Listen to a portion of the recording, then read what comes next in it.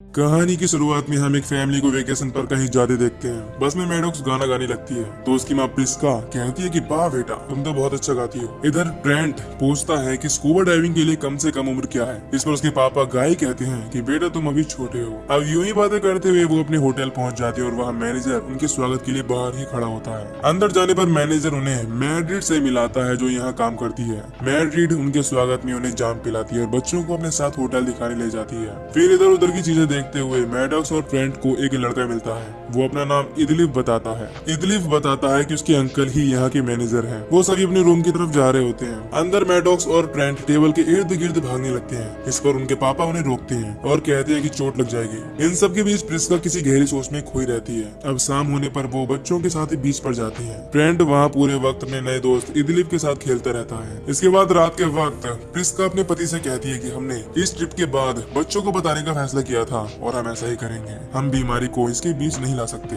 दरअसल प्रिस्का और उसके हस्बैंड के बीच डाइवोर्स होना है और उन्हें अभी कुछ दिन पहले ही पता चला है कि प्रिस्का को कैंसर है। अगली सुबह एक खाली बीच पर हम फेमस रैपर मिस सैडन को देखते हैं। वो एक औरत को देख रहा होता है जो कपड़े निकाल के अंदर पानी में चली जाती है। इधर दूसरी ओर हम क्रिस्टल को देखते हैं जो अपनी बेटी कैरा, पति चार्ल्स और अपनी सास एग्नेस के साथ यहाँ घूमने आई है। ऑर्डर लेने आए वेटर को क्रिस्टल कैल्शियम रिच जूस लेने को कहती है। इस पर वो बताती है कि उसमें कैल्शियम की कमी है। वहीं 2 टेबल पीछे प्रिस्का अपनी फैमिली के साथ बैठी होती है। इसी बीच मैनेजर वहाँ आता है और कहता है कि आप अगर और मजा चाहें तो हम आपको एक दूसरे आइलैंड पर लेकर जा सकते हैं। वहाँ एक बहुत सुंदर बीच भी है। गाय सुनते ही हाँ कर देता है, सोचकर कि बच्चे थोड़ा और एंजॉय कर लेंगे। अब अगले दिन वो एक मिनी बस में बैठे होते हैं और क्रिस्टल भी अपनी फैमिली के साथ वहाँ आती है। वो भी वहीं जा रहे थे और अब वो उस टापू की ओर निकल पड़ते हैं। वहाँ पहुँचकर वो बस से खाने पीने का सामान और कपड़े वगैरह साथ ले लेते हैं। ड्राइवर कहता है कि जब तुम्हें वापस आना हो तो फोन कर देना या फिर 5 बजे मैं खुद ही आऊंगा। अब वो सामान लेकर पेड़ों के बीच से होते हुए दूसरी तरफ उस सुंदर बीच पर पहुंच जाती है। क्रिस्टल वहां आते ही फोटो क्लिक करने में बिजी हो जाती है। उसकी बेटी कैरा अपनी दीदी के साथ खेलने लगती है। इधर गाय प्रिस्का को कहता है कि मैं तुम्हें कुछ बताना चाहता हूँ, यार छोड़ो कभी बाद में। इसी बीच मैडॉक्स मिस सैडन को देखती है। वो अपने पापा से जिद करने लगती है कि एक ऑटोग्राफ लेके आने दो, मगर गाय वो आराम कर रहा है कहकर मना कर देता है। इधर मैडॉक्स, ट्रेंट और कैरा मिलकर खेलने लगते हैं। अब खेलते हुए ट्रेंट पानी में चट्टान के पीछे छिप जाता है और मैडॉक्स उसे ढूंढ रही होती है। तभी पीछे से तैरता हुआ कुछ उसके पास आता है और वो भागकर चिल्लाता हुआ वहाँ से अपने पेरेंट्स की ओर आने लगता है। वो बताता है कि वहाँ कुछ है और जाकर देखने पर पता चलता है कि ये उसी लड़की की लाश है जो कपड़े निकालकर मिस के सामने तैरने गई थी।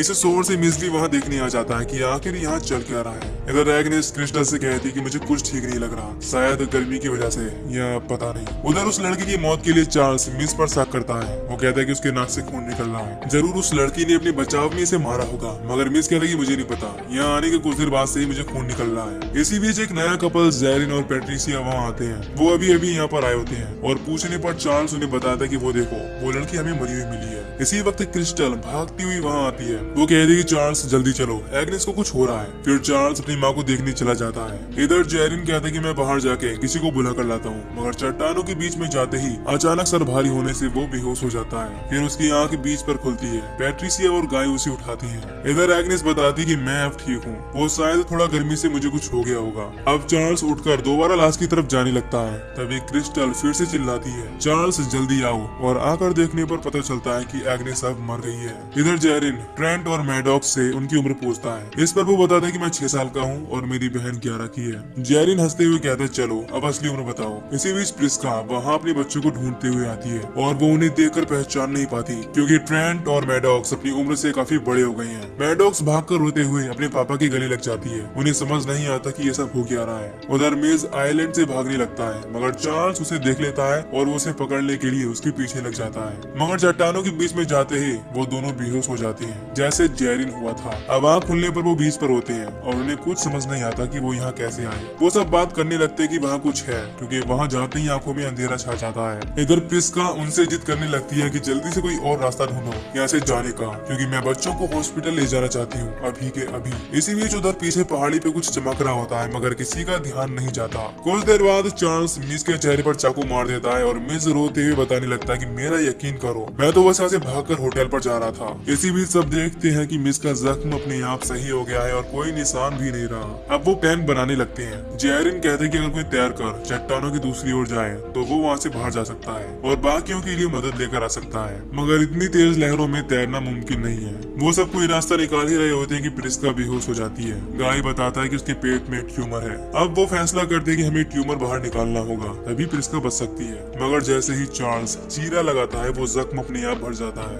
अब वो अपने हाथों से जख्मों को खुला रखते हैं। वो ट्यूमर को बाहर निकालते हैं। कुछ देर बाद प्रिस्का होश में आ जाती है और वो बताती है कि मुझे अब बेहतर लग रहा है। इधर मेज उस लड़की की लाश को देखने जाता है, मगर कपड़ा हटाते ही वो हैरान हो जाता है। फिर सभी वहाँ आते हैं और वो देखते हैं कि उस लड़की का शरीर डिकम्पोज हो चुका है। लेकिन प्रिस्का बताती है कि मांस को गलने में तकरीबन 7 साल का समय लगता है। जेरिन कहता है कि यहाँ टाइम का कुछ तो चक्कर है। अब उन्हें समझ आता है कि यहाँ पर समय तेजी से चल रहा है। इस जगह पर बिताया 1 घंटा उनकी उम्र 2 साल बढ़ा देता है। प्रिस्का देखती है कि गाय के चेहरे पर भी झुर्रियां आने लगी हैं। फिर प्रिस्का बच्चों को बुलाने लगती है। वो देखते हैं कि बच्चे और भी बड़े हो गए हैं और कैरा प्रेग्नेंट है। पैट्रिसिया कहते हैं कि ये तो लगभग 5 महीने की प्रेग्नेंट लग रही है, यानी करीब 20 मिनट पहले ये प्रेग्नेंट हुई है। इस पर ट्रेंट कहते हैं कि हमें नहीं पता था कि ये सब हो जाएगा, क्योंकि वो अब भी बच्चे ही हैं। इधर सब मिलकर कैरा की डिलीवरी करने लगते हैं और दूसरी तरफ चार्ल्स अजीब हरकतें कर रहा होता है। डिलीवरी के बाद बच्चा 1 मिनट के अंदर ही मर जाता है। पैट्रिसिया बताती है कि बच्चा इतनी तेज बदलते समय को नहीं झेल सकता। इधर चार्ल्स चाकू दिखाकर जेरिन को डराने लगता है। वो पागलों जैसी हरकतें कर रहा होता है। अब सीन चेंज होता है और क्रिस्टल मैडॉक्स बातें कर रहे होते हैं। तभी पीछे से पैट्रिसिया की चिल्लाने की आवाज आती है।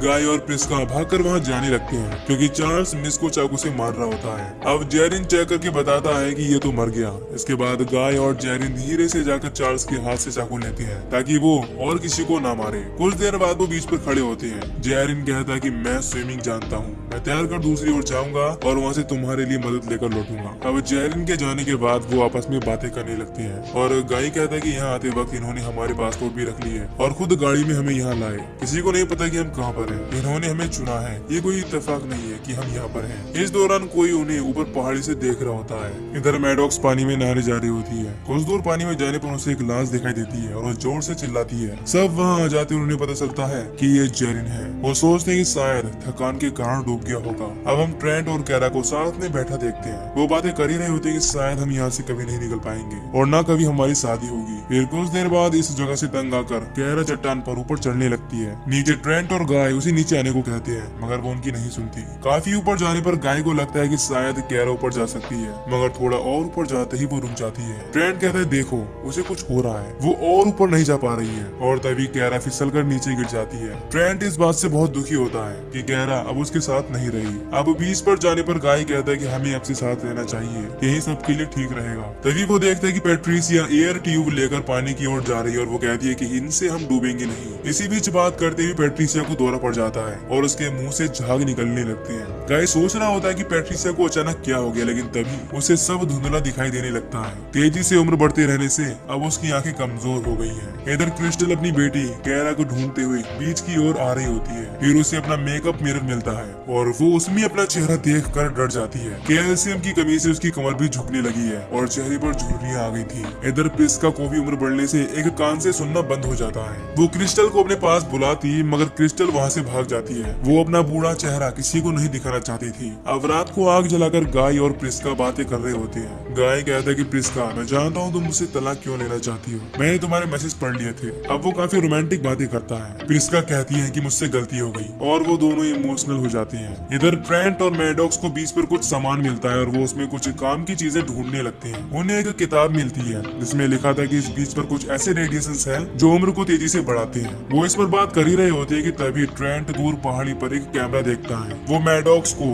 कैमरा दिखाते हुए कहता है कि आखिर कोई ऐसा कैसे कर सकता है। उधर बीच पर गाय किसी को अपनी ओर आते देखता है, मगर उसे कुछ साफ दिखाई नहीं दे रहा था। पास आने पर उसे दिखता है कि चार्ल्स चाकू लेकर खड़ा है और वो गाय पर हमला करता है। गाय को सही से न दिखने के कारण वो लड़ नहीं पा रहा होता। इस पर प्रिस्का उसे बचाने बीच में आ जाती है। अब गाय प्रिस्का को भेज देता है कि तुम बच्चों को जाकर छिपा दो और तब तक मैं इसे संभालता हूँ। उधर प्रिस्का बच्चों के पास भागती हुई आती है। जल्दी से कहीं छुप जाओ और बाहर मत आना। ये सुनकर ट्रेंट और मैडॉक्स जाकर चट्टानों के बीच छिप जाती है। उन्हें वहाँ कुछ आवाज आती है। वो सोचते हैं कि शायद कोई है और लाइटर जलाने पर क्रिस्टल वहाँ खड़ी होती है। वो उन पर पत्थर फेंकने लगती है कि लाइट बंद करो, मुझे अपना चेहरा नहीं दिखाना। इसी बीच वो एक भारी पत्थर खुद पर ही ही गिरा लेती है और उसकी हड्डी टूट जाती है। उधर चार्ल्स गाय पर चाकू से हमला कर रहा होता है, जिससे उसके हाथों पर कट लग जाते हैं। इधर ट्रेंट और मैडॉक्स देखते हैं कि क्रिस्टल की हड्डी टेढ़ी ही जुड़ गई है और वो डर के चट्टानों में और अंदर की ओर चले जाते हैं। क्रिस्टल उन्हें पकड़ने आने लगती है, मगर कैल्शियम की कमी से उसकी हड्डियां टूटकर टेढ़ी जुड़ जाती है, जिससे वो चल नहीं पाती।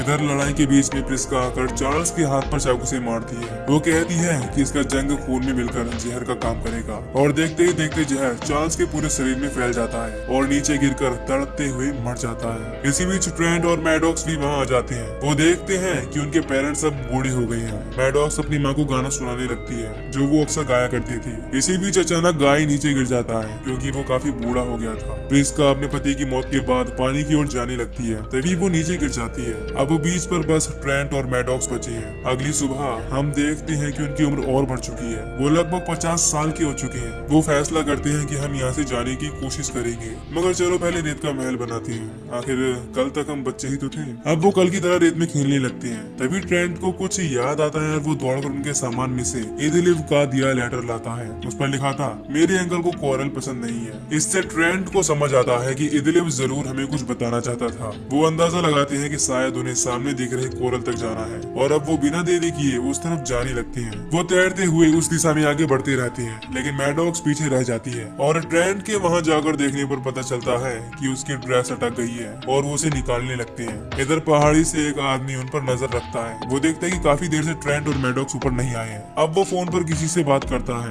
और कहता है कि एक्सपेरिमेंट 73 के सभी प्रतियोगी मारे गए हैं। मैं सारा डेटा लेकर कुछ देर में बेस पहुंच रहा हूँ। अब वो आदमी बैन में सामान रख कर बेस की ओर निकल जाता है। बेस पहुंचकर हम देखते हैं कि यहाँ कोई रिसर्च वर्क हो रहा है। इसी दौरान होटल मैनेजर वहाँ आता है। वो सभी साइंटिस्ट को बधाई देता है कि हमने एक कामयाबी हासिल की है। अब वो बताते हैं कि पैट्रिसिया नाम की एक महिला को 8 घंटे 17 मिनट बाद दौरा पड़ा, यानी लगभग 16 साल बाद हमने एक ला इलाज बीमारी पर जीत हासिल की है। यहाँ हमें पता चलता है कि ये लोग होटल आए गेस्ट को ड्रिंक्स में दवाई देते हैं और सालों बाद तक उसका असर देखने के लिए उन्हें उस बीच पर ले जाती हैं और इस तरह दवाइयाँ बनती हैं। इसके बाद हम होटल में एक आदमी को देखते हैं जो पुलिस में है। कोई उसे वो किताब देता है जो उस बीच पर थी, ये कहते हुए कि इसमें लिखे सभी लोग लापता है। इसके कुछ देर बाद कुछ नए गेस्ट होटल में आते हैं और मैनेजर उनका स्वागत करता है। मैड्रिड उनके लिए जाम लेकर आती है। तभी किसी के टकराने से जाम गिर जाता है और मैड्रिड कहती है कि कोई नहीं, मैं दूसरा लाती हूँ। अब हमें ट्रेंट की आवाज आती है, जाम उसी ने गिराया है, क्योंकि उसी में दवाई डाली जाती थी।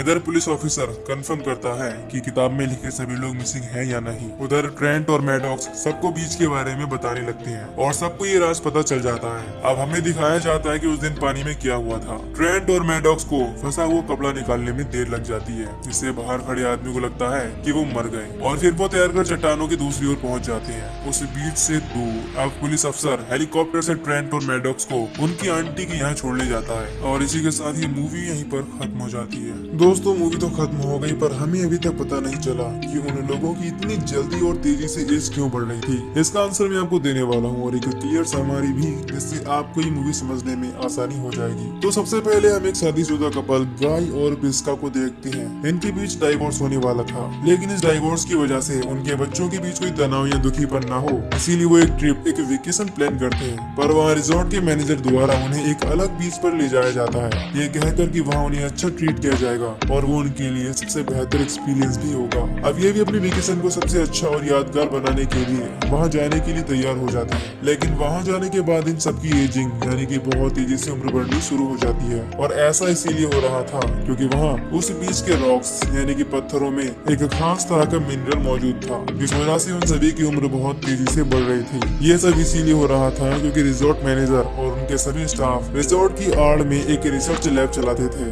जहाँ ये एपिलेप्सी यानी कि मिर्गी के इलाज ढूंढ रहे थे, और इसीलिए ये अपने सभी कस्टमर्स को ड्रिंक में दवा पिलाकर वहाँ उस बीच पर भेजते थे, ताकि उन पर की गई रिसर्च का कम समय में प्रभाव दिख सके कि आखिर उनकी दवा या ट्रीटमेंट काम सही से कर रहा है या नहीं। और ये लोग इलाज के काफी करीब थे। साथ ही साथ हम चार्ल्स को भी देखते हैं, जिसकी मेंटल कंडीशन धीरे धीरे बहुत खराब होती जा रही थी। इसके बाद उसने बीच पर मौजूद लगभग सभी लोगों को ही मार दिया था। पर रिजॉर्ट मैनेजर का भतीजा इदलिव ट्रेंट का दोस्त बन गया था, और इसीलिए वो नहीं चाहता था कि ट्रेंट उस बीच पर मारा जाए। वो उस बीच और रिसर्च के बारे में सब कुछ जानता था, इसीलिए वो ट्रेंट को एक कोडेड मैसेज देता है, जिसे ट्रेंट डिकोड कर लेता है और समझ जाता है कि इस बीच से किस तरह भागा जाए, यानी कि escape उम्मीद किया जा सकता है। इसके बाद ट्रेंट और मैडॉक्स बीच पर से निकलने में कामयाब हो जाते हैं और एक जनरल यानी कि डायरी एक आदमी को थमा देती है, जिसे देख उस आदमी को रियलाइज होता है कि यहाँ जरूर कुछ गड़बड़ है। इसके बाद पुलिस को रिजॉर्ट के पीछे चल रहे काले कारनामों के बारे में पता चल जाता है। इसके बाद रिजॉर्ट मैनेजर और वहाँ के एम्प्लॉयज को अरेस्ट कर लिया जाता है और आखिर में ट्रेंट और मैडॉक्स अपनी आंट के यहाँ चले जाते हैं और इसी के साथ ये मूवी यहीं पर खत्म हो जाती है।